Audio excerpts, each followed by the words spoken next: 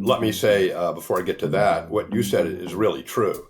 The notion of the humanities and the way it impacts who we are and the decisions we'll make later on are huge. To read about the mistakes in the past and where they led, or decisions that were made and went somewhere else. That's in the humanities, it's in fiction, but it's also in history. That's really important. And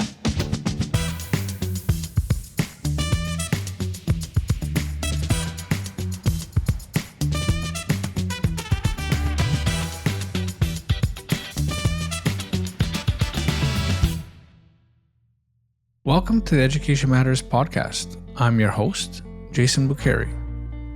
This week, I'm talking to Hall Davidson. Hall is a renowned Edtech speaker, both nationally and internationally. He's keynoted virtually every education technology conference, including ISTE, CUE, and most recently FETC in 2023. He left the math classroom to teach math on television on an Emmy-winning program. He serves as director of the 58th California Student Media Festival. He spent 20 years in California as a consortium director, teaching and leading staff development on emerging technologies. He served on the ISTE board for years, and he's worked to build a no-cost library of materials for teachers, families, and communities. So I'm excited to have Hall on the podcast because I've known Hall for over a decade now, and as you'll hear in our conversation, he always finds a way to make me laugh with his Groucho Marx style of wit and silliness. And he also always finds a way to surprise me with deep insights, not only into education, but into the human condition. One of the most fascinating things about our conversation here is that, really unknown to me, Hall goes on to give a sweeping history of tech in the American classroom from the 70s on. And I think you're really going to love this because it's not a retelling of history from a textbook, but rather a lived history. I was born in the same year as my father in 1949, so he's not only been around since schools really started to adopt electric technologies, but he also began his career in Southern California that was and is the world leader in technological innovation. So he really was at the right place at the right time to witness one of the great generational changes in human history. So with his classic sharp wit and candor, Hall goes on to talk about the importance of the role of the human in learning, its necessary connection to community, and we discuss other topics such as the value of the humanities in education, the power of technology in learning, the history of technology in the US, from the projector to VCR to the radio to TV, computers, programming. He goes on to talk about teaching math on television, discusses his perspective on growing up in the Midwest to going to school in the South at Vanderbilt, and then ultimately to settling in LA. He discusses the role of AI in the classroom, the importance of professional learning communities, the need for ongoing professional development, the importance of literature for the imagination, advice for edtech companies, his vision for a utopian education system, and other topics. So without further ado, I now present you with my conversation with Hall Davidson. Hall, welcome to the podcast. Let's start with, where does this podcast find you? Right now I'm in Hollywood, California, where I happen to live. And it finds me in a swivel chair, which you'll have to correct me on because I'll start doing this and you need to say, okay, you're making people nauseous. But I'm in Los Angeles. Los Angeles is where I've been since the 70s. Excellent. Well, I will let you be Hall Davidson with all of the fun included. So I'm not gonna slow that down. So Hall, we've known each other for quite some time, and I know a little bit about your background, but I am fascinated by biography. And one of the real treats of this podcast is I get to ask friends and colleagues a lot of questions that might be weird in another setting. So let's start let's start first before we get into biography. I'll just give a brief overview of the work you do. I would have given you a proper introduction at this point, but just give us a sense of who you are and what you do. Well, I'm old enough that any proper introduction sounds like an obituary, so it's just good that you didn't do it. If you want to know where I started, but before we do that, I do want to ask you later about some of the things you've learned in your biographical questions. I mean, has anybody served time? I mean, has anybody been to the moon? And so for me, I grew up in Indiana, Southern Indiana, Midwest, the heartland. Did all my elementary stuff there. It was fun, elementary and high school.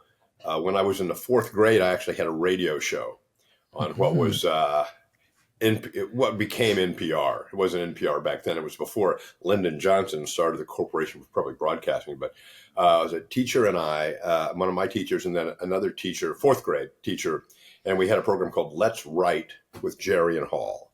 I was Hall, and the girl was Jerry, and we would read things that we had written. So I guess we were precocious in our writing back in those days. And then we would give writing prompts that people would write and send in, and then we'd read them on the air and react with them and do things like that. And it was on the air for years. It was kind of fun.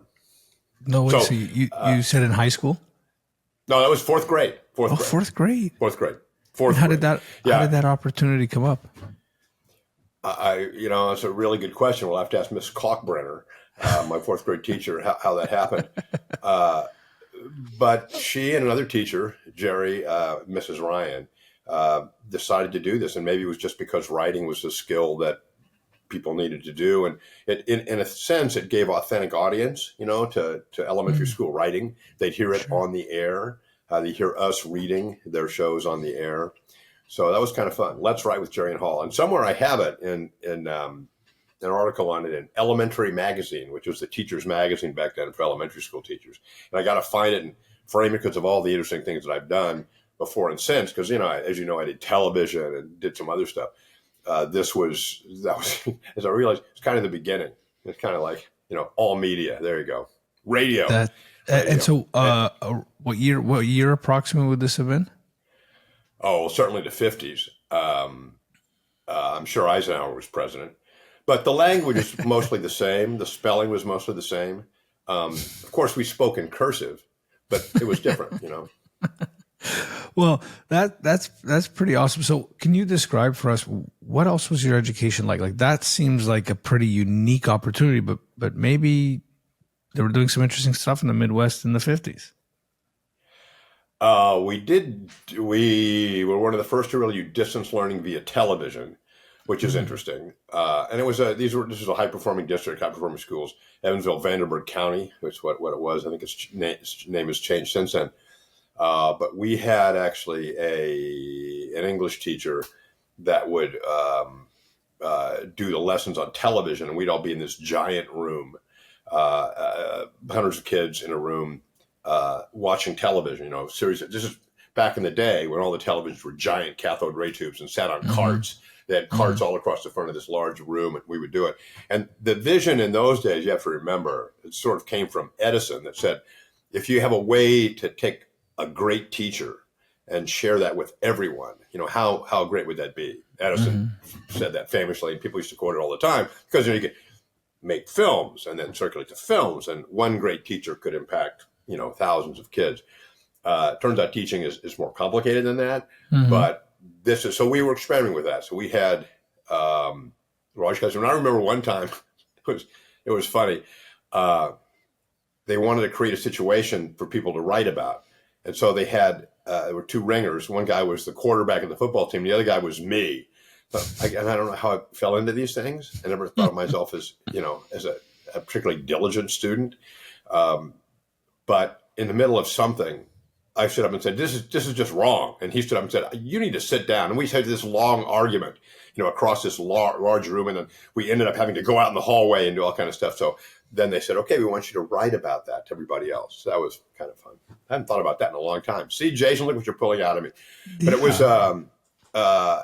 so we were pushing the envelope. We had language labs back in the day. So when you talk about the transitions from experiments to ultimate good practice. In those days, and they were expensive. You built a language lab, so all the students kind of look like you look like right now, Jason. They had headphones on. They were by a microphone, and the Mhm. teacher would give lessons.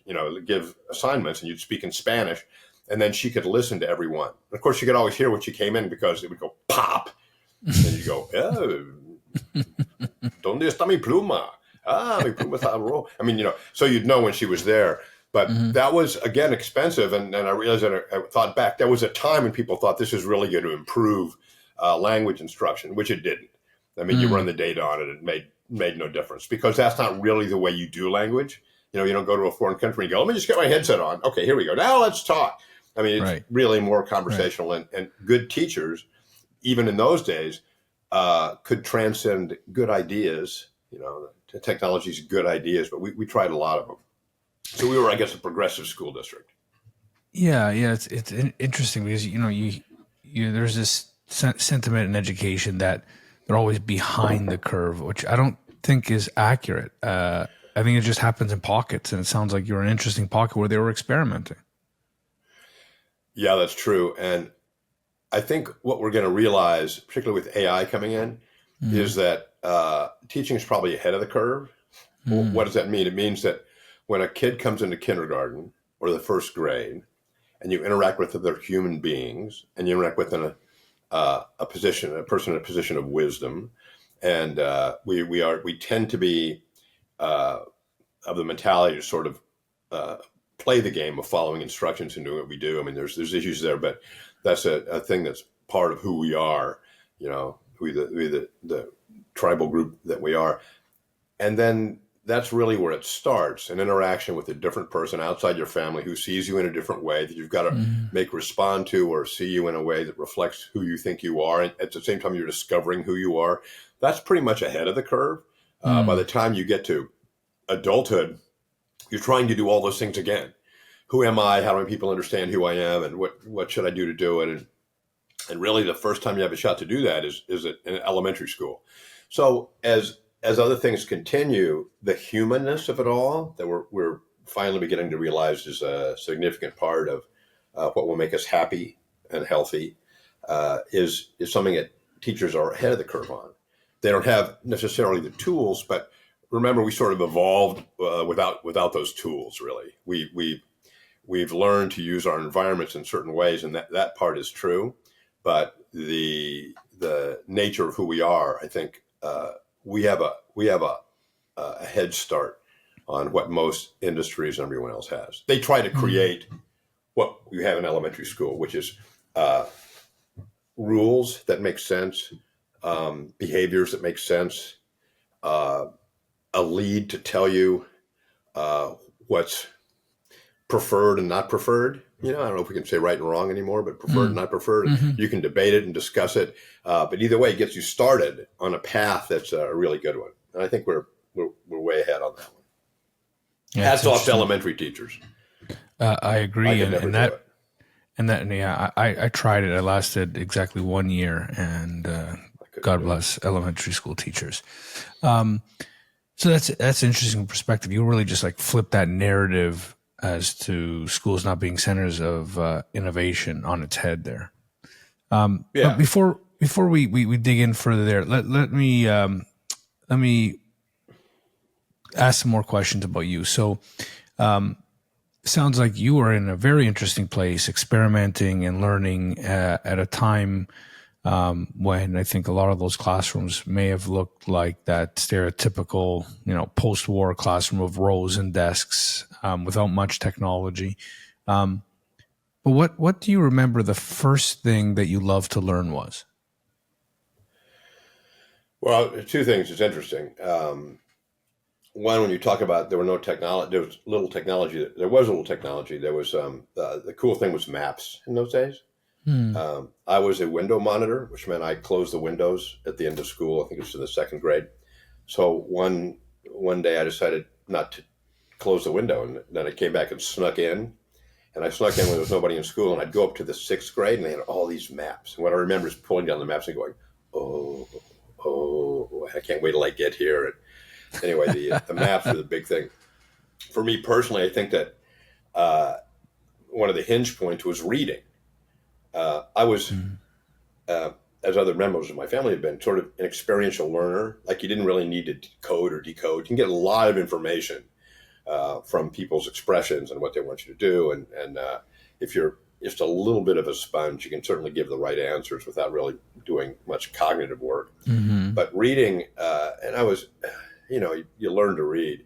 But by third grade, Mrs. Bailey, she had a collection of books in her classroom, and I remember going through all of them. I mean, that's really when I realized oh, there's something more than just me and my experience. There's a whole world out there. I heard a uh, principal of Hollywood High School, interesting, say that a library is like a portal to different places. And for me, every one of those books was.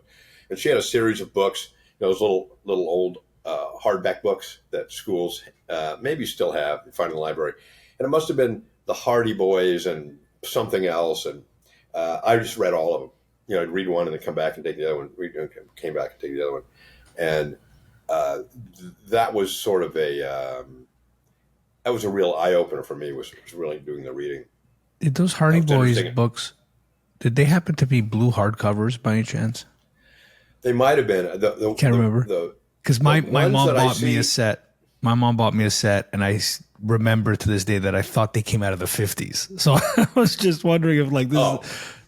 Is, I'm sure they did. The books that I remember were kind of a beige brown in the shelf, but there were different ones. I mean, this is where you learned about Davy Crockett and Daniel Boone and all that mythical stuff that we may have moved away from teaching, but it was there. So I read all that stuff. I think, I remember reading Greek mythology stuff, and I don't remember how much it came out of Mrs. Bailey's classroom, but I basically devoured everything. And it's interesting because I still wouldn't say I'm a very utilitarian reader. I remember getting a chemistry set. Again, I was in elementary school, and Mom, Dad, I love you, but I'm not the kid you want to give a chemistry set to. So I had a chemistry set, and it had Bunsen burners in it. It was, all before any kind of safeguards. I mean, I could have blown up the house. I just blew up myself, which was enough. But I never read any of the instructions. Never read, here's how you make, two gases. How do you take a liquid and turn it into two gases? Like I went by the colors. Oh, look at this. What happens if you put the blue and the red? And so even now, it's hard to read instructions, and I think. That's fairly normal when you think about it. If you want to know how to do something, fix an appliance or there's a weed in your yard, like, where do you go, Jason? I bet I know where you go. Where do you go to get instructions? Well, we got a little thing called the internet these days. Yeah. So you go to YouTube, right? And you watch people that have done it. And so you do. So that would have been how I would have learned, even though I love to read, especially recreationally, love to read, love to get good ideas. To me, books really were fonts of information. If it was in print, I really thought it was true. I mean, it was just one of those things. Again, everything was much more vetted then, and it was much harder to get stuff into print in those days. Yeah. And to get it into school library. So again, it was a different world, but boy, I used to, do research projects and things like that. But I was not a utilitarian reader. I was really a reader for pleasure. And we had to do a high school research paper to graduate from high school. And I remember I didn't do it. Didn't do it. And then the teacher, again, I was probably a good student, but the teacher realized by the end, it's like, you haven't turned in a research paper. I'll get to it later. And I wouldn't have graduated. They said, you have to. So I hired the woman, I'm sure my family hired the woman across the street to be a tutor, and we powered out a research paper in a couple of days. Anyway. Well, this is why I love biography, because there's something in there that you mentioned that I know to be the Hall Davidson of today. And I've always described you to other colleagues and friends as one of the great tinkerers in education. It sounds like that instinct to tinker and prod and experiment started young. But before we get into that aspect of your career, maybe a little later in high school or after that, what did you study that impacted how you think the most? Any courses, subjects, authors? What really had and still has the biggest impact on your thinking? Well, math was always a wonderful thing, but really the stuff that I read that impacted me the most was in college, because I was a philosophy major. So I had a kid ask me the other day, I was a freshman in high school, in college, what are you doing? He said, what about philosophy? I said, you really want to take it. You really want the big pictures, the big examinations, starting with the Greeks, even sometimes before the Greeks, and moving up through the Germans and the existentialists and to the phenomenologists and where we are now. And once you once you start latching onto some of those things, you not only get a sense of your own self-determination, but a sense of the phenomena of learning, the phenomena of being, phenomenology, the idea that, do we really see the same thing, hear the same thing? How are we defined? How are we built so that we continue to grow? What's the input? We need the data coming in, right? We're like the first AIs. We need data coming in, but where does it come from and how does it come? I mean, we've got sensory organs, yes, and we do this cognitive dance that happens. So all that is really helps put everything that follows into perspective. You realize there's almost nothing that's rigid, almost nothing that really holds up when you look at it closely to being this thing is the thing, because it's not the way we are built. So anyway, I say philosophy did that, and everything else is sort of a subdivision of that. I mean, certainly teaching and learning is part of that. I mean, it's part of who we are, but why is it part of who we are, and how do we do it? And once you think about it in that way, in the smallest subsets of our perception, then it gives you a sense of why tools to deliver learning to students can be very different and very powerful. And for me, the visual aspect, first of film, and then videotape, and then the rest that followed, were very powerful. Because again, although I was a voracious reader, it's pretty clear that the optic nerve is the biggest way into our brain, biggest nerve in our body. Goes in, feeds in, we make our decisions there. Reading came very late in the game for us. Reading is this neurological tap dance that requires a lot of stuff going on. But, you show me a tiger and I'll run. I mean, it's really, there's a lot. So when you think about that, that's what really got me into technology, was the idea that you can really move people to a new level of perception and learning and distinction if you can show them, in a way that their brain is hardwired to really take in. And back in the 50s, we didn't have that. I mean, we'd close the blinds and show a film, and that was really the alternative media back in those days. Yeah, I don't think I necessarily disagree with you. However, I will say that the first point you made is a powerful one, about what philosophy does to your thinking about self, about the reality around you. Yeah. So I do think there's that opportunity to further engage folks. But I think one important aspect to point out is you had that first fundamental literate background, and not only literate as in, the practice skill of reading and writing, but then on top of that, undergraduate degree in philosophy. And I think like that is extraordinarily important. To me, it's one of the aspects that gets missed when you hear all these tech bros, and I know you're a lot closer to these guys than I am, talk about university being a horrible investment, right? It's like, well, if we're looking at it from a utilitarian perspective of getting a tech job, yeah, you're probably right. But it's the aspect of your humanity that you will not get unless you're exposed to not only the Western tradition, but certainly the Western tradition and the humanities across our cultures and across our traditions. You have anything to kind of say about this notion that higher education is passé? Well, it's just a bigger picture, but let me say before I get to that, what you said is really true. The notion of the humanities and the way it impacts who we are and the decisions we'll make later on are huge. To read about the mistakes in the past and where they led, or decisions that were made that went somewhere else.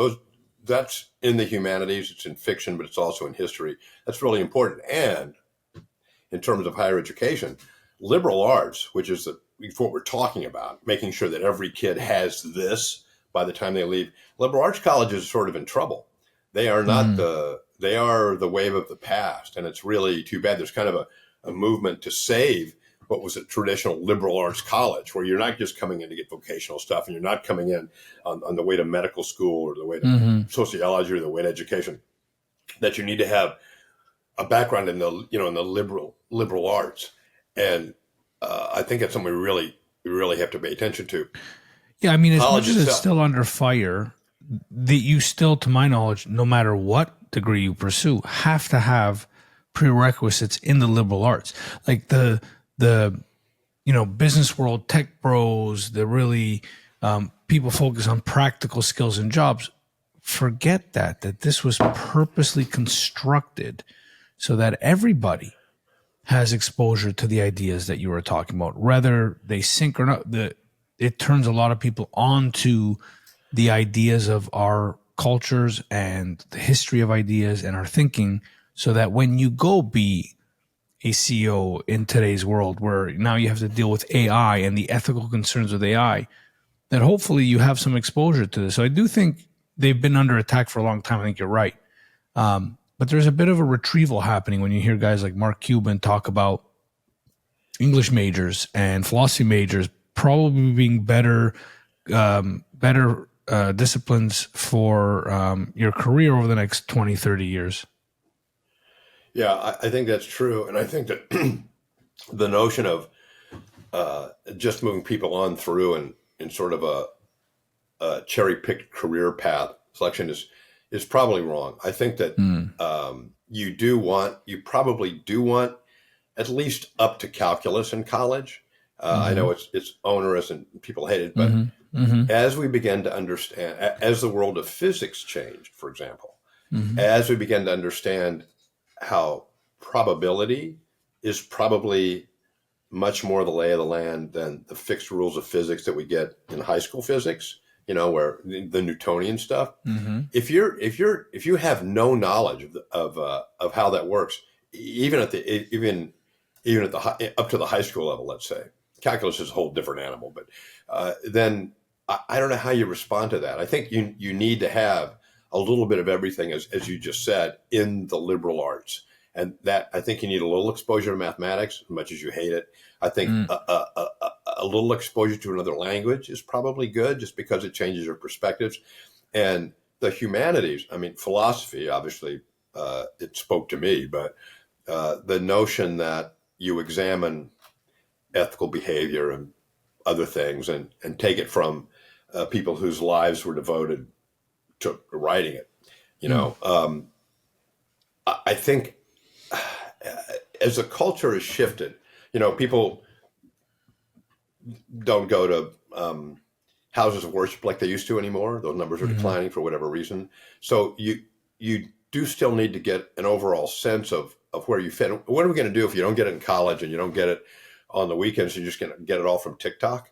I mean, this is what's cool and this is what's happening. I mean, you really need to build a fundamental base, and to do that, I think the humanities is really important. I wouldn't leave out mathematics because it all kind of blends together, but that's I think it's important. And boy, if you turn out human beings that don't have any of that, then I think it affects everything. It affects the way you have entertainment. If you don't understand any of the references, then are your story just going to be the absolutely most basic ones? The monster that eats you or doesn't. I mean, there's all this stuff that has sophistication. I mean, again, mythology and the hero's journey and all that stuff that we learned. The more you see that, just like music, the more you're exposed to it, the more you can appreciate different levels of stuff. And as I've gotten older and had more time to read and learn about this stuff, you realize, some of this stuff is nuanced, but you've got to get it. And if we don't give a base for people to really build themselves on, then I think we're shortchanging them in what they should expect. And they can get this at home. But everybody's working more now. And do we go on outings to museums? Do we have a book reading at the table? I don't think those things are happening like they used to. Again, screen time is eating people up. So if you can make them focus in college on that, or even in high school, I think high school is not a bad place to do that either, if there's just enough time in the day. But there you go. Yeah, I would agree with you. My first exposure, as you know, was through my father, was a professor in the humanities. And Oh it yeah, was in, probably when I was 16, 17, which I think is the ideal time. And there are some courses, again, it's, in my opinion, too scattered in high school. Like it should be like you're saying, calculus, math, English, philosophy 101 should be mandatory just to expose people to the history of ideas. We're not agreeing with the ideas. Actually, I was taught philosophy is point and counterpoint, right? Learn the argument. What are the faults in Socratic. the Yeah, argument? Have a debate about it. Are there faults? Which one do you like? And you go on and on from, at least starting with Socrates, but the pre-Socratics are awesome. And young students love the pre-Socratics because of how, in a weird way, how tweetable those fragments are, but also all the way up into modern day philosophy and ethics. And then this is just the West. There's certainly Eastern traditions and other which is traditions, so cool. Yeah, indigenous, that are so cool, so valuable, just to understand the universal aspects and then the differences between those mythologies and ways of knowing to other ones. So I couldn't agree with you more. So Hall, take me. You I have this think. Let me just really, before you leave that yeah, point. Before you yeah. leave that point, I was going to say, you said 16, 17. That's Mm, exactly the age where you're going to appreciate knowing that you could know something that most people don't know. mm, You can go into a movie and go, "Oh, this is based on," and you feel like mm. I'm so smart because at that age you really feel like you could take on the world anyway. You're Right. invulnerable. You're smarter than everybody. You might as well And no one really actually knows anything that's for you. So it's like, here I can prove you're smart. If I can give you some little insights, so that when you're watching sports, you're gonna watch you go, you know, be, his father would, blah, blah, blah. Or, the average, and I wouldn't have him take free throws. I mean, it just, and you feel like, yeah, oh, yeah, oh. yeah. And you can do that in other conversations too. So that's the age to really go, hey, let me tell you a secret. Not a Mm, lot of people know this, but the hero's journey, or whatever it would be. whatever So it might anyway, be. cool. So yeah, Yeah. anyway, all right, yeah. Well, I like Making that your point idea. again. You're tapping into kind of natural psychology to embed appreciation of ideas. I love that. Yeah. So yeah, I was just saying that you have this really sounds like eclectic education, and then your university was in the Midwest as well, or had you moved No, I went to west at that point? Vanderbilt in the South. It was Oh, interesting in the because South. this was in Interesting. the graduated in the 60s.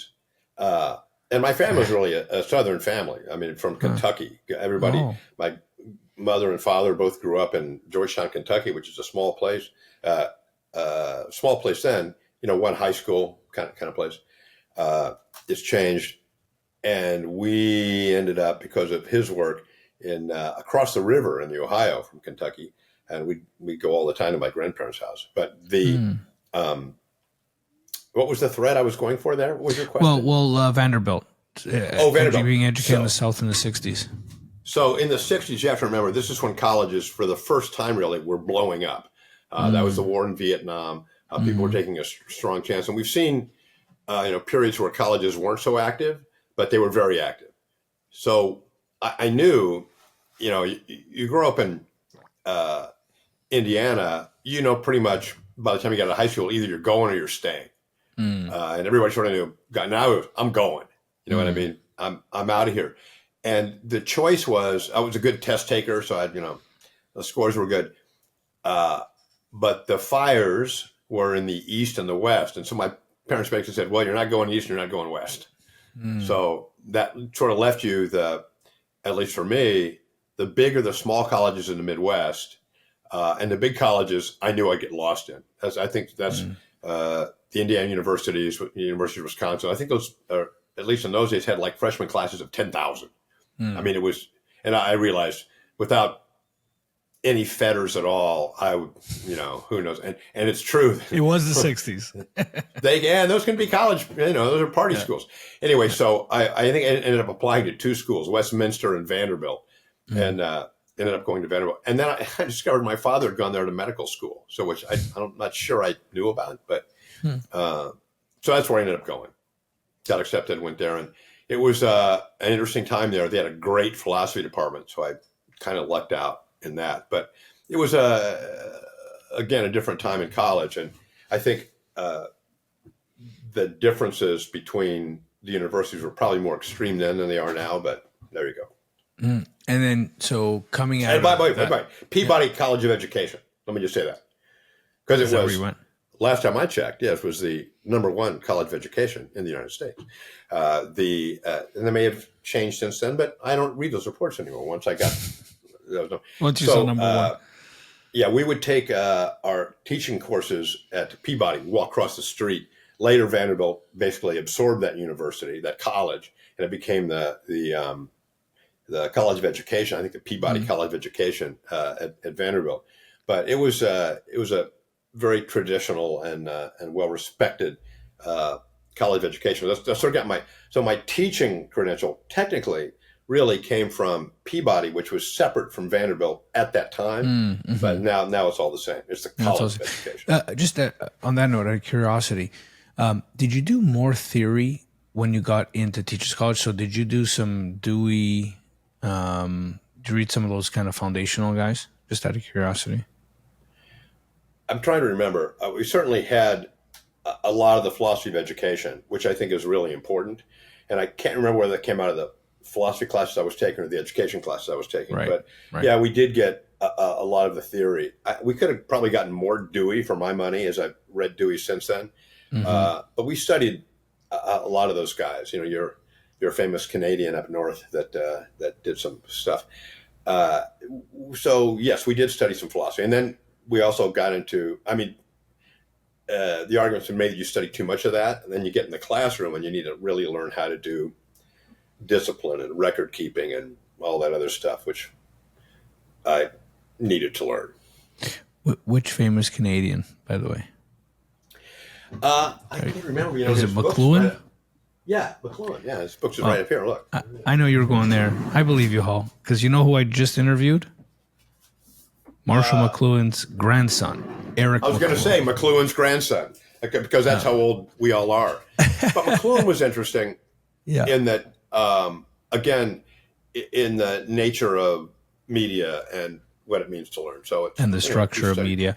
Well, I will share that podcast with you with Andrew McLuhan. It was fascinating to talk to a third generation media researcher, scholar, and teacher.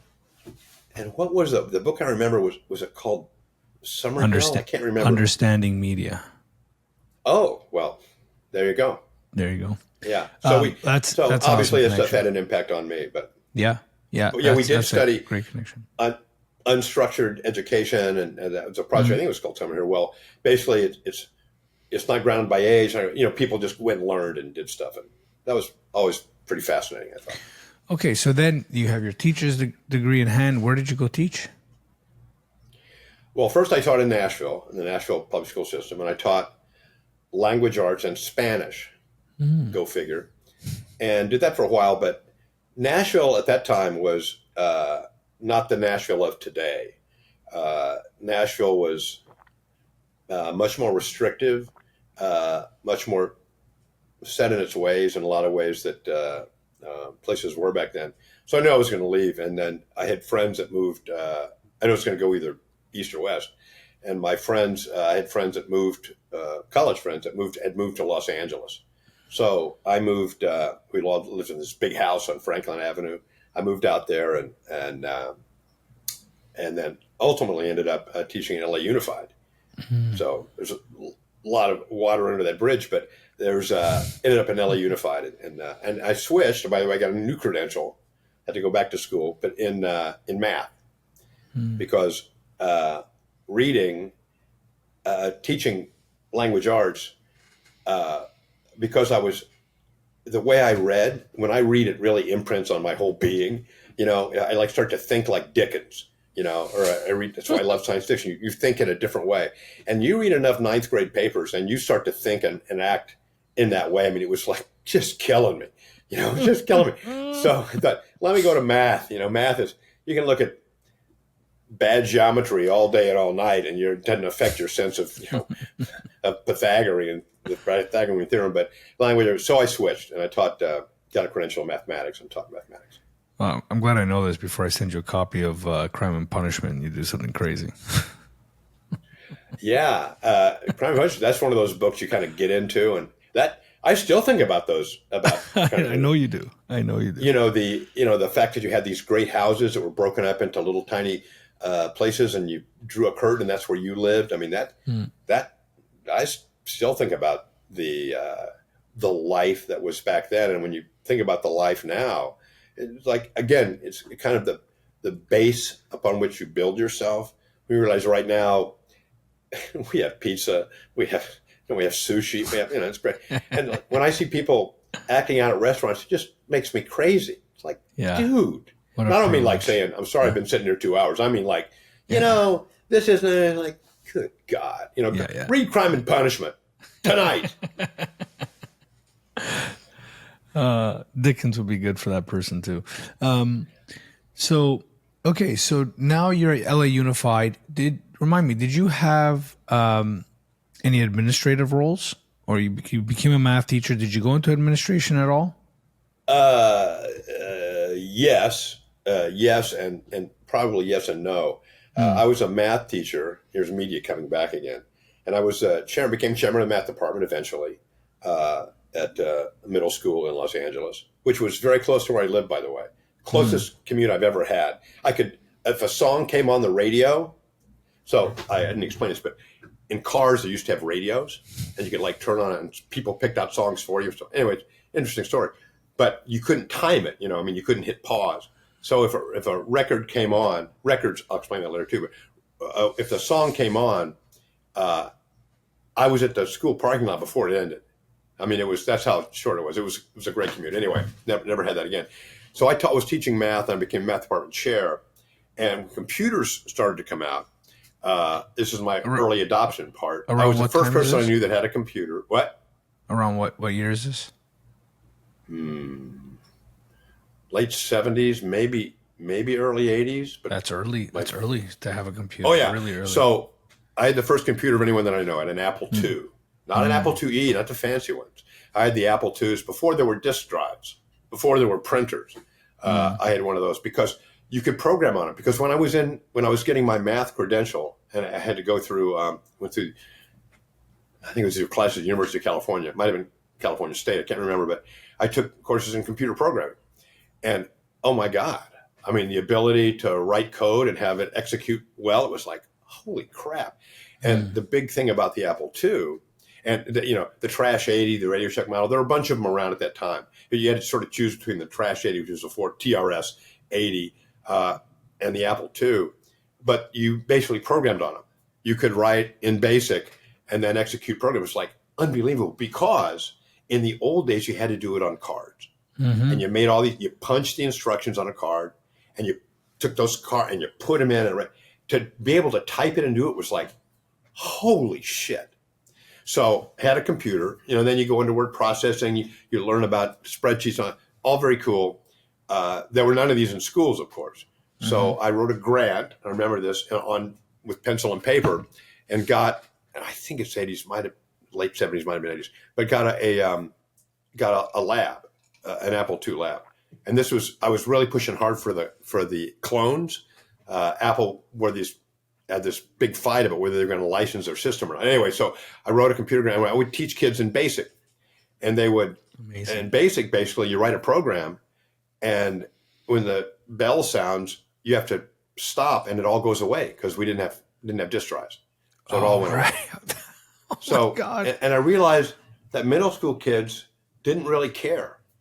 They'd start to write like a tank battle program, that they could then run because they wrote the code on it, and they'd hit play and it would do all that, and hit execute. What was it? Anyway, the basic commands. And if it didn't get to the end, they didn't care. The computer had not given them grief. It had not said, "Oh, you're doing that wrong." It did none of those things. And the fact that at the end they couldn't see their work, it almost didn't matter. It was the exercise in programming that they really liked to do. Anyway, they got all the math department chair together, and they said, "Here's what we want to do. Which of these committees do you want to be on?" And I said, "I want to be on the computer committee." They said, we're not really ready for that, and like that. But they said we are going to do distance learning, which is not what they called it back then. But they need somebody to teach math on television because there was in English and mathematics there was a big achievement gap with some kids, and you couldn't afford tutors if you were a certain group. So we did it on TV. So they had the math people audition. And I'd been doing a lot of stuff anyway. And so there's like, okay, audition. And we would get a live math problem and then do it on the air. So they said, okay, you can do that. So I'd teach in the daytime. And then they had a bunch of us chairs in English and math go down and then do it in a TV studio, in a television studio. And then we'd pump that out live. And show won an Emmy the first year. It was very cool. And bold, and we had a bank of tutors, like PBS Pledge Drive. There's a PBS station licensed to Los Angeles Unified. We had the equivalent of a pledge bank that you see, and I can explain PBS to you later too. But there used to be a whole system, and you'd call in donations, and they'd take it, and we used that phone bank to answer problems for kids that called in and couldn't get on the air because we could only do like a few problems on the air, but they learned it, so it was successful. So very successful. So we wrote a grant next year. I didn't write it, but to do there are 180 days in the school year, to do every daily lesson in the middle school math, I think it was the 8th grade, math curriculum in the studio and tape it and then push it out. So we'd air it. VCRs had come in by then, whole different story, but VCRs had come in. So you could record these math lessons and show them to a class, and then the idea was you would learn to do that yourself, and you wouldn't need after that. And it's so interesting. I've run into people all over the country who have said, you saved my bacon. We used you to teach math, because some people, just math terrifies them for whatever reason. Right. They said, but in those days you could get a teaching credential, a general secondary credential, which meant you could teach everything. It was the craft. You could teach Japanese, you could teach calculus, you could teach They trusted you to learn the basics to be able to teach it. The idea was, yes, it was a skill. Anyway, so later it became curriculum sort of dominated. Another one of those, by the way, philosophical things, which isn't really who drives it: the curriculum, the teaching practice, the community. Well, one of those. Which of the three legs of the stool? Anyway, so we did that, and it took about a year. I'm trying to think if it took 2 years, but a year, because we'd go in the studios, and Doris Johnson and I, the other teacher, and we'd teach, and essentially it was I can't remember if it was a 15 or a 30-minute lesson, but then we'd combine them together. So it wasn't 180 hours. It was probably like 90 hours of stuff, but we'd pump it out over the TV station, and people would record it and then use it. And then ultimately we ended up bundling the tapes or stuff like that. Very cool. So at this point, how long have you been teaching for? What point in your career are you? So I started teaching in the early 70s, like 71. This is 10, 15 years? No, years? On TV it was... No. I mean, you talk about when I was teaching math on TV? Yeah, like how long had you been a teacher before this opportunity came up? Maybe 8 to 10 years. I guess you're right. Maybe something About like 10 8 years. years, something like that. And then you have to you're in the classroom and you become the department chair. So it was whatever that same way. Then, anyway. Yeah. So does this mark the end of teaching for you? Like how much longer did you teach? So we taught and did all that kind of stuff. And then we also realized that, and again, this is just when the wave of VCRs came in. So when VCRs came in, the state of California bought a VCR for every school in the state. And VCR is really the beginning of the wave of technology. And there's a lot we can learn about that first wave of implementation.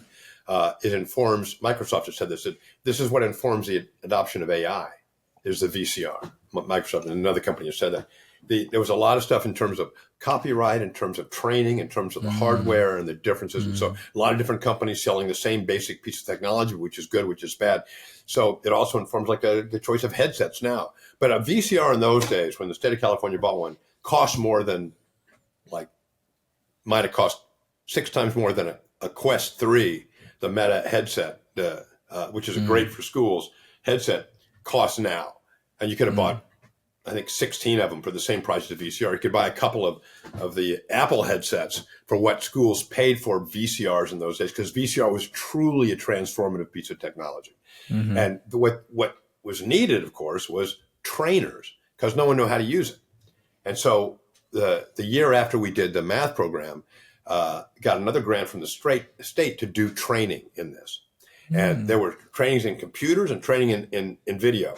And I could straddle both worlds, but I became the advocate for like video. It's like, no matter how you explain the power of computers on instruction, if you look at whatever data you look at or whatever philosophical push, you can apply the same for video and probably more. Anyway, so I'd go out to, school after school after school and show, typically librarian, but not always, how to use the VCR. And then at night, and I had people more than once a teacher would say, "Oh my God, the pause button has changed my life." Because in the old days, now remember this, let's say you're an elementary teacher and you're just not an artist. We'd air a program called The Art Maker, Dan Mahuta. And in 15 minutes, your kids could do, turkeys made out of hands, or drawing around your hands, or whatever the lessons were. They were really cool. And it was 15 minutes and you were done. But it was live TV because there were no VCRs. So a teacher, you really had everybody in place. You had everybody quiet. Once you could record it and hit pause and walk around the room, it's like, wow. I mean, it really was a treasure. So we'd go out and train people how to set their VCRs. And the old joke in those days was your VCR is blinking 12 because no one knows how to set the time on it. And you had to set the time so you could set the timer. And if you could set the timer, you could record all the reading rainbows in one night. I'm sure this sounds bizarre to most of our audience. I imagine most, or at least my age, so they would have grown up firmly with a VCR. But just the idea of training people how to use a VCR must sound bizarre. So take me through. So this is really interesting. So then you're kind of in this training role. Are you going throughout LAUSD or throughout the state at this point? Well, I'd go. My job was to go throughout LAUSD. Okay, so I'd spend a lot of time in the car. Massive district even then. Massive district. I think it had 800,000 kids in those days, and spanned. I mean, you could spend 2 hours going from one point to another point on the freeways in Los Angeles. So take me through to the next part of your career into the late 80s and 90s. What are you doing? So I did the video training, and we saw the impact. And there's a second part of that as soon as I saw VCRs, I realized students could create content. Students and teachers could create content. I was also the first person I knew that had a video camera. I bought the RCA 001, which didn't have a mic in it. It was black and white, but you could record. So by the time it started to evolve that we created at LA Unified the Video in the Classroom Awards. It was for people that created their own video content. And we'd have workshops on the weekend to show you how to put 2 VCRs together so you could edit.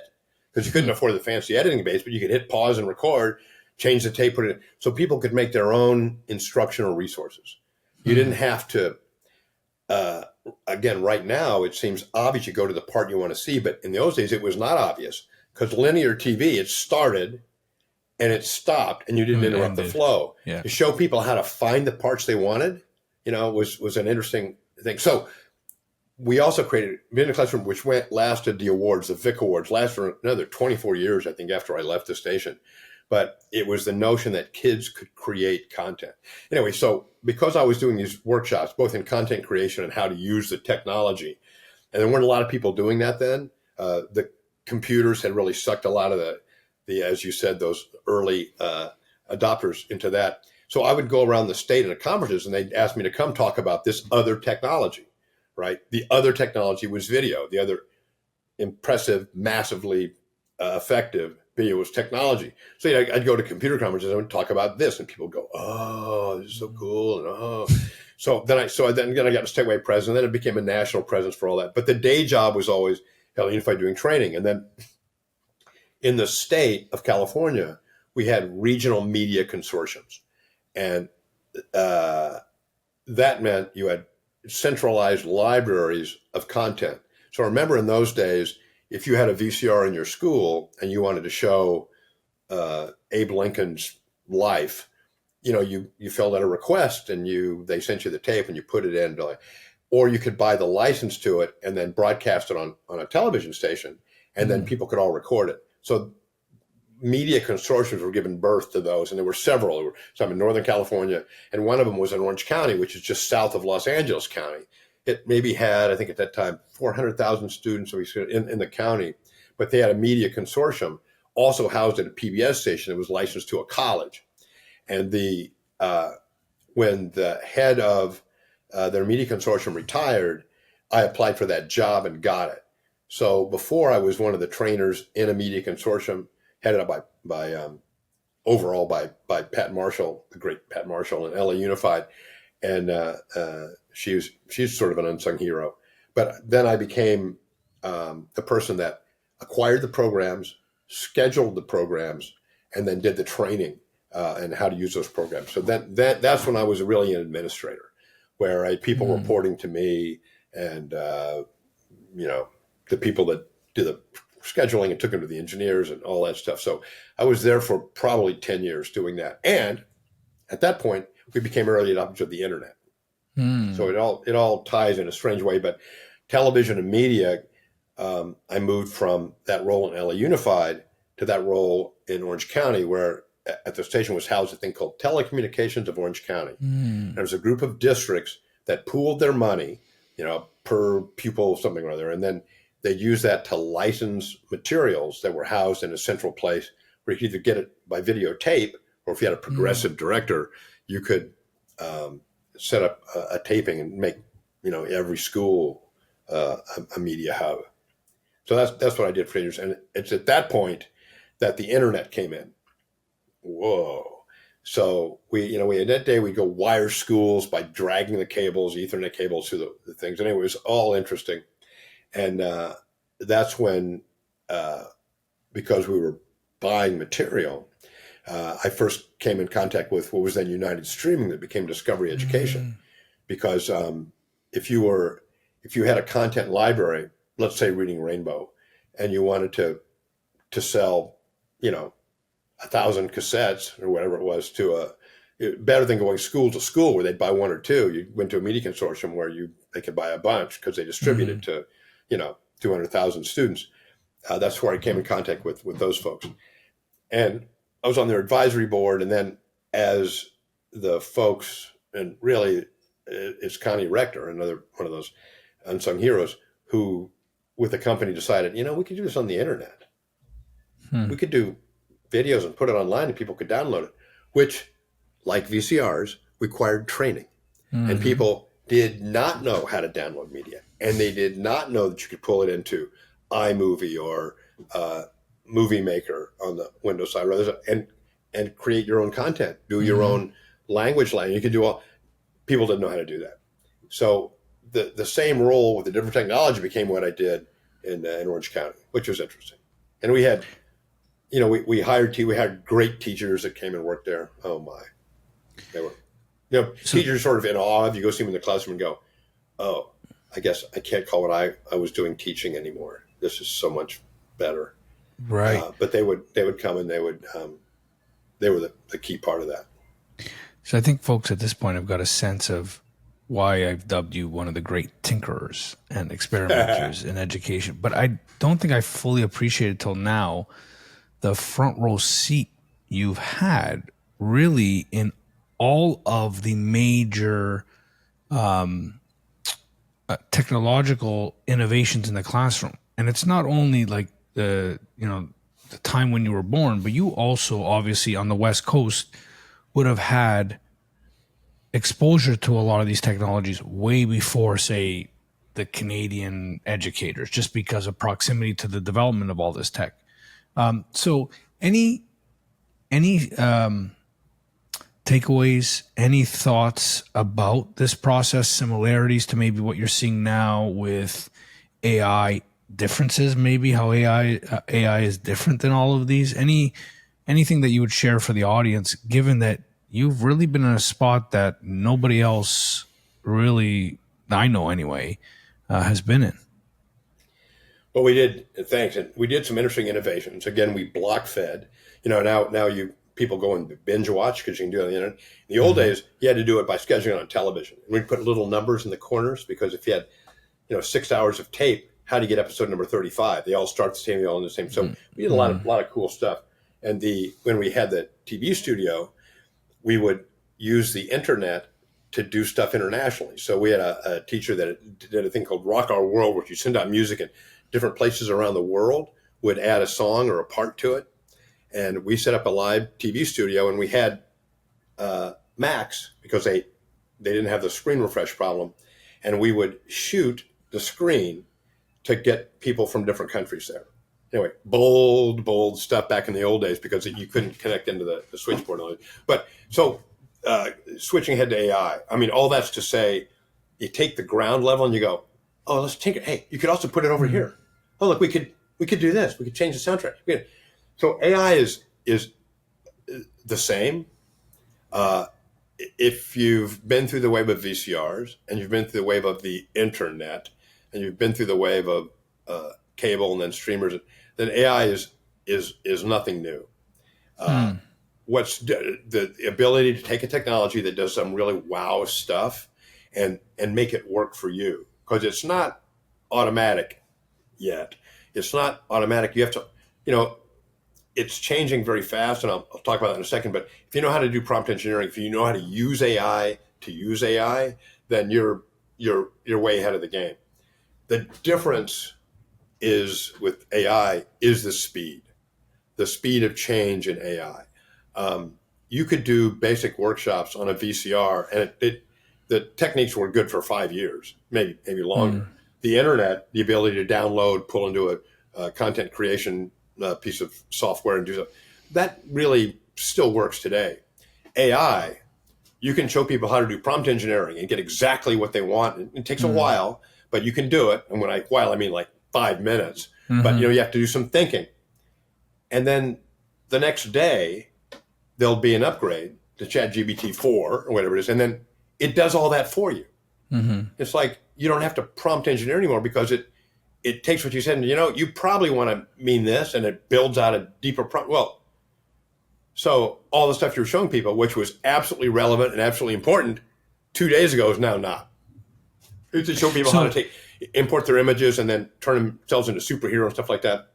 And then one day, because of the evolving technology that people were abusing, taking people's pictures and putting them up there, they just said, we're not doing that anymore. It's like, okay, so now Johnny can't be a grasshopper. Yep. So the speed of change. Given the way you've experimented and implemented and thought, obviously, about how to teach others to do these things, what's your recommendation for folks around AI in the classroom? Well, we're definitely in the early adopter phase right now. And let me see, I say that now, but in 10 minutes, we may be in a different world. But I mean, there's an easy answer to that. But before we get to the easy answer, you absolutely have to develop policy and buy-in at the district and the school level.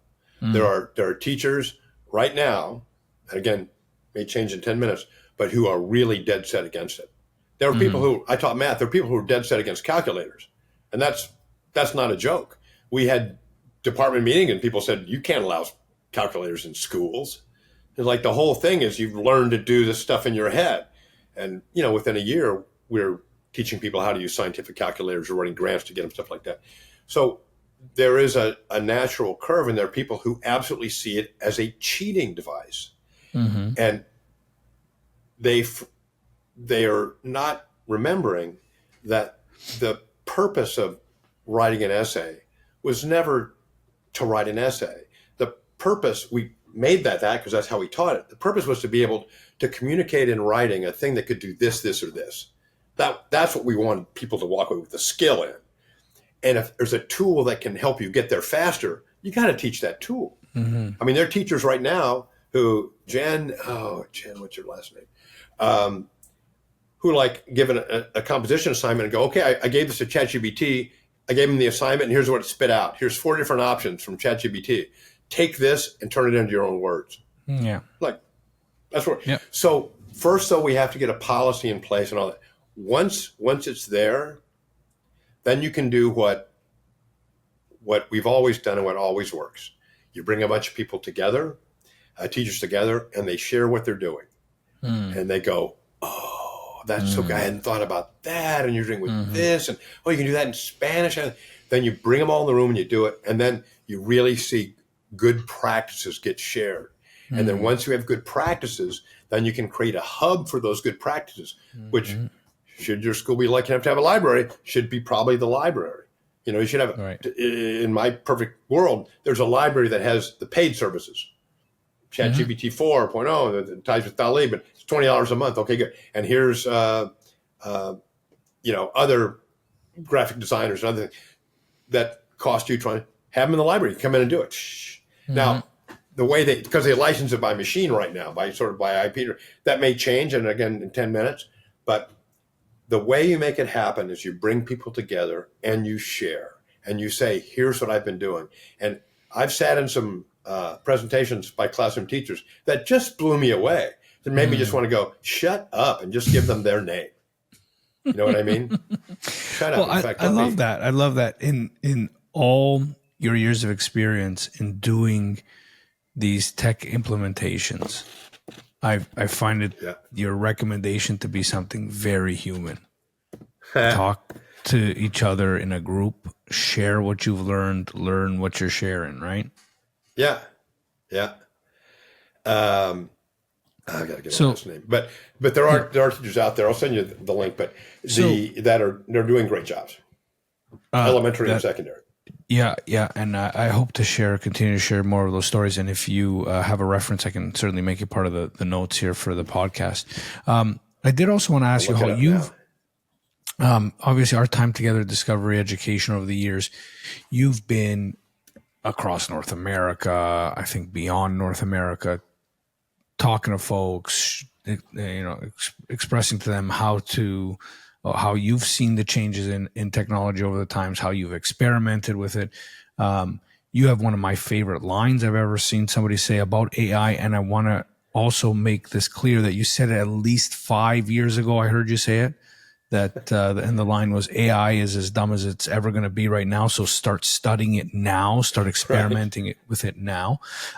So given all of this, experience you have also with seeing the work on the ground, what stands out to you as something that is something that's a universal or a common aspect of all the systems you've seen that educators themselves need to hear? I feel like the profession, or especially since COVID, is so downtrodden, both in the public and even amongst educators themselves. What are the shining lights that you still see happening and that have happened in all the places you've been? Well, there's shining lights everywhere. I mean, that's the truth, and it's very humbling to go into classrooms where they're really doing it right, where they're making the personal interactivity the core of everything that happens, where they're using the tools the way the tools should be used, not using the tools where they shouldn't be used. There are people being great at that, and I do wish we had a really great place that those teachers could share. And I think conferences have become that, but conferences have sort of been, when I go to conferences, I really look for people that are in the classroom because you learn from that. But because I go to education technology conferences, a lot of those are taken up by things other than, here's how I do it with my fourth graders. To me, how I do it with my fourth graders is huge. And it's why I like to be part of the California Student Media Festival, which I know we'll get to.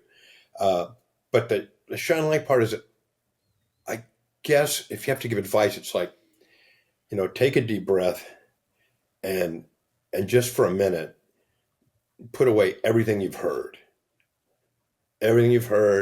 all the curriculum guidelines, all the software you're trying to manipulate, all the ways to assess and then correct, put it all away and think about you and a student, maybe more students if you have the brain for that, and think of where you want them to be, what you want them to be able to do, what you want them to walk out of their year with you having and hopefully holding for a long time. And to do that, you have to look at this individual student. You have to look at the community. You have to look at what jobs and the culture will be like in 5 years, 10 years, depending on when your teacher's going to be out there. And then go back and realize this is really my job. This is my job. And thank you for these other tools. And thank you for the curriculum advice, which I always needed, right? When am I supposed to teach on Thursday? It's like, thank you for the curriculum. But that those kids. And what that means is you're going to have to be able to go, absolutely, I'm going to do that today, and then not do it. You know what I mean? You have to, and the classroom still, although we have to fight for this, still is a place where you have a lot of control. It's one of the great things about it, but that requires understanding from the superintendent to the principal to the teacher, because you can't just let people go unfettered because that hasn't worked in the past.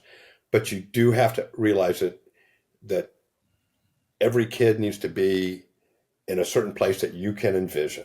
And every kid has a gift. And I've found this to be true and true and true. Sometimes you really have to look hard to find it. Sometimes you really have to, it takes 9 months and you're going, oh, you can draw, or, oh, you can do spatial stuff in your head. You know what'll fit in that box, and I have to put it in another. Like, it's just the way we're designed. It's just the magic of who we are. And once you do that, then you can say, okay, not to get him there or to get her there or to get them there, I'm going to need to do these things because I don't speak French and I'm not a math person, or I can't play a piano or a guitar. It's not my skill set. So then you find the ways to do it. And it's certainly all the stories that you hear about people a teacher has changed my life. And there are so many of those. All of those basically are that. It's like, I recognize that you're struggling here, and I think it might be because you need glasses, or it might be, all those little moments that happen. And we don't spend a lot of time developing that teacher skill. We spend a lot of time, teaching them how to prepare their students for the test. We spend a lot of time showing them how to use the tools. And, I'm a tool user. I love tools, and people that have tools bought for them by their district or their school need to learn how to use them. But it all needs to be part of a whole thing. So when a teacher sees a tool, and you see this all the time, when we were at Discovery Education, people go, oh my God, I can use this tomorrow. Oh my God, I had this, I didn't know it. So the professional development, the building up of the person is really a critical part. And I know we're getting back to that post-COVID. COVID made it really clear that teachers are just getting fried. They're getting burned out. I know great teachers just go, I just can't do it. This is just not teaching the way I know how to do it. And who then left? We need to spend time on that. And if we can fold that together in a way that makes sense. If there are 180 days in a school year, wouldn't it be nice if 20 of them were really, if it was a 200-day school year and we paid X amount more and 20% of that was that? Because what's happened is, and it's a general trend, is that a lot of the people who used to go into teaching that were really a core of a great profession are now going into law or medicine or engineering or computer science. And we've lost and that's problematic. We've lost a lot of brilliant people. We still have a lot of brilliant people left, thank God, who are committed. But you have to go in knowing, that's what teaching is, the big picture. Well, I think that's wonderfully put. Especially in the age of AI, you're essentially saying we got to double down on what's human about us, about our education practice, and finding those real human connections with students to help them understand who they are and what they want to do with themselves. Yeah. And particularly with AI, and I've said this for a long time, and I'm not the only person that said it, is that AI is really going to have its most beneficial impact to teachers. Mm. AI will never be able to replace a teacher because you can't. I mean, all the stuff they're doing now with the question and answer, and I'll give you this stuff, and all that's a great little tool. But if I think I don't want to be an engineer, or if I think I don't want to do this, like, is this like a game? No, I'm supposed to learn. It's not. Why should I learn? Because you're telling me, like, all that stuff that a teacher sees, all that stuff teacher. The emotional it's nice side. that I can sit. Yeah, it's Right. all that stuff. And the fact that I now have a tutor that I can say, okay, now that you understand why this is important, go over and ask Arthur how to convert decimals to fractions. And then we'll kind of see. So that's really going to be, I think, a career saver for, I mean, that's the wrong thing, a career builder for the profession. Interesting. Okay, so can I then ask you, you've been around Edtech for a long time. What recommendations do you have for Edtech companies? I think we've both seen a lot of really cool companies with that lead with pedagogy. Probably have seen it, as many, if not more, that are a bit confused about the practice and I should call it praxis of education. What recommendations do you have for them? Well, I'm old school in this, and it's funny. I just had this discussion last night with a neighbor who's not an educator, but who's just aware of the impact of the current state of technology on business. If you're an edtech company, then you really have to know the mission. Again, it's like a human, but you really need to know the mission about why you're doing this and why you're selling these products. You really need to know that. And if you know that, then the next step is you recognize that you've got to convince people and a network to do that, which means you need a community that'll say it's good, because the best tool in the world will come in and not have any impact at all unless you've built up, unless you can walk across the hall and go, hey, I can't even get in, or where's the search? How come when I search you only get you've got to have a community of users that do that. And it seems to me we're sort of drifting away from that.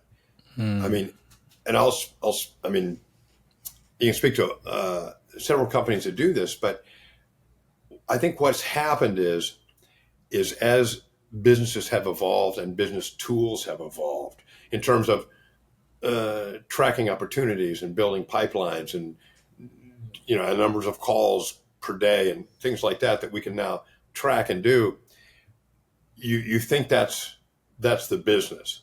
And there was always the companies that knew that they weren't selling widgets did better than the ones that were selling widgets. And the companies that succeeded, basically, textbook companies do this. They turn it into a widget business. Like, you're gonna be in trouble because you're more stuff. Yeah, you're going to be in trouble because eventually people are going to stop and go, hey, wait a minute. And the implementation part, I think, is the hard part. So an ed tech company, it's like, find a group of people that whatever you're selling, that love it, that use it and love it, and really listen to them.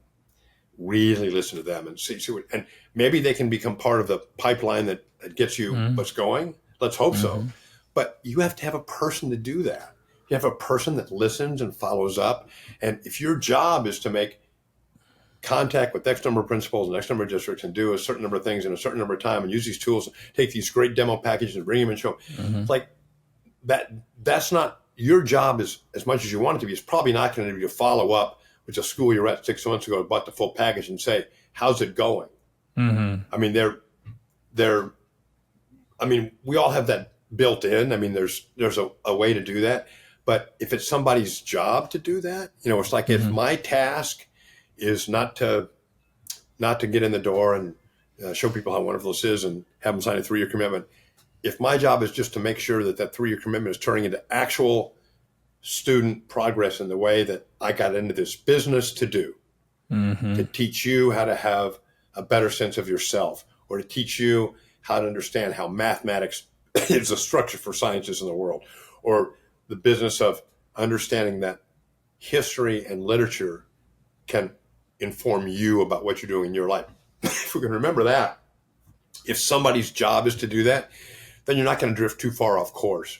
And it's easy to drift too far off course. Yeah. Yeah, I think that's super powerful. Just in the same way, teaching AI is not going to replace good teaching. I don't think all the digital business tools are going to replace folks in the Edtech world that that can help build those communities and support those communities beyond just a transaction.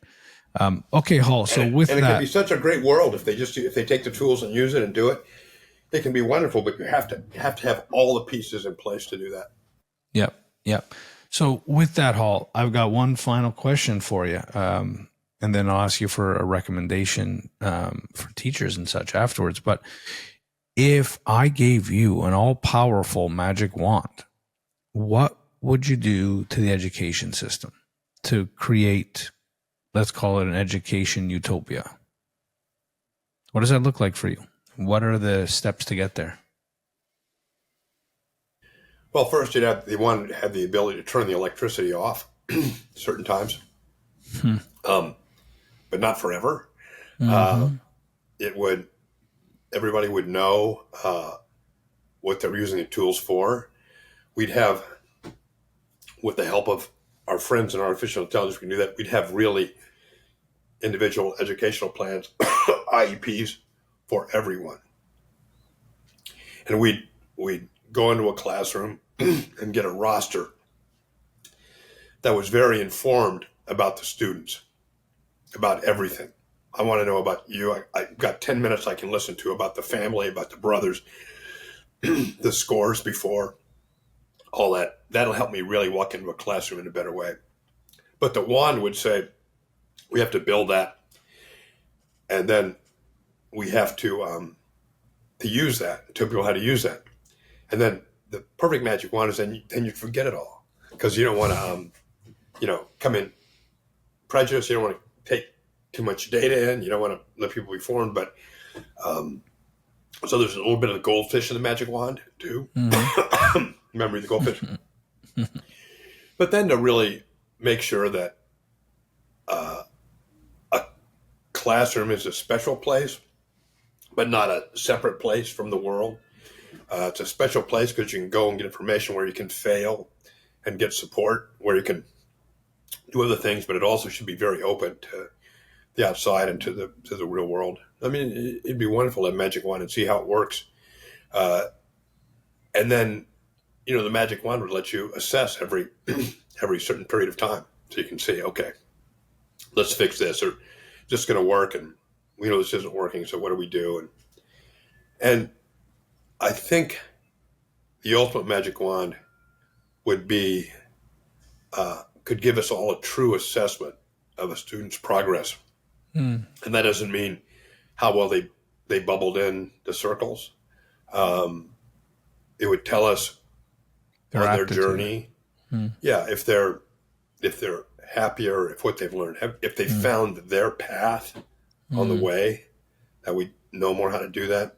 You hear all the times, I kind of collect these stories of people who had a single instance in their life where everything suddenly straightened up. They went, oh, I need to be an engineer, or I'm going to be a musician, or I'm going to be, and we've got to supply them with that, with those opportunities to see and learn and explore who they are. And that would be part of the magic wand too. Magically, you're going to find exactly who you want to be.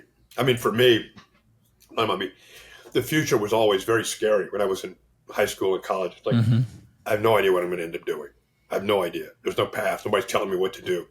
Yeah. And if I could just see a little circle and see where I'm going to be when I'm 30, 40, 50, 60, 70, if I could just know, then I'm okay with that. I don't have to be rich. I don't have to be famous. I don't have to I just need to know so that I know how to, where I'm going. Right. And I think we can do that for kids.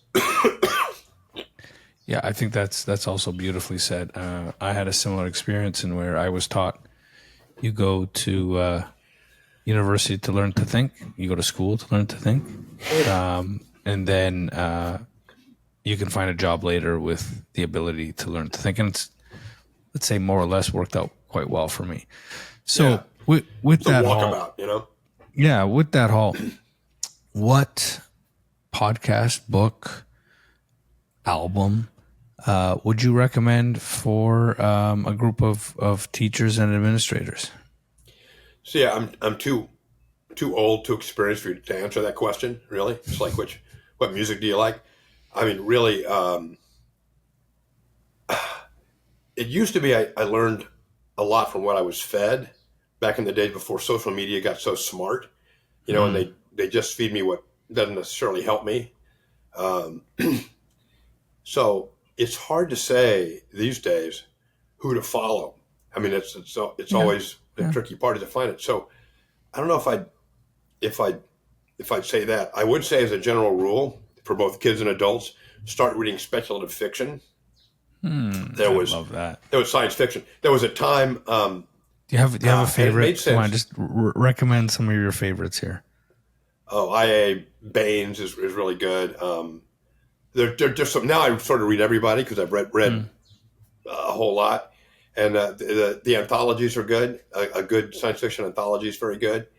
It just depends on how deep you want to go and how much you can really transcend into a different world. Gibson is really good. William Gibson for the near future stuff. The near future stuff is a lot of fun. I think we really need to do that since we're going to live in the near future. And there was a time when they said all books need to be nonfiction. I mean, the reading list, because it's true. We have to learn history. It's good to know what, you know, Grant was thinking when he was in the Civil War. Those are all good. But now we're getting into a brave new world. And we really have to understand what it's going to be like to live in a place where the car will drive itself and where our shirt can give us therapy. I mean, those are things that speculative writers do. And I've seen a lot of stuff from the real people at Microsoft and engineers that say, we got a lot of our ideas from speculative fiction.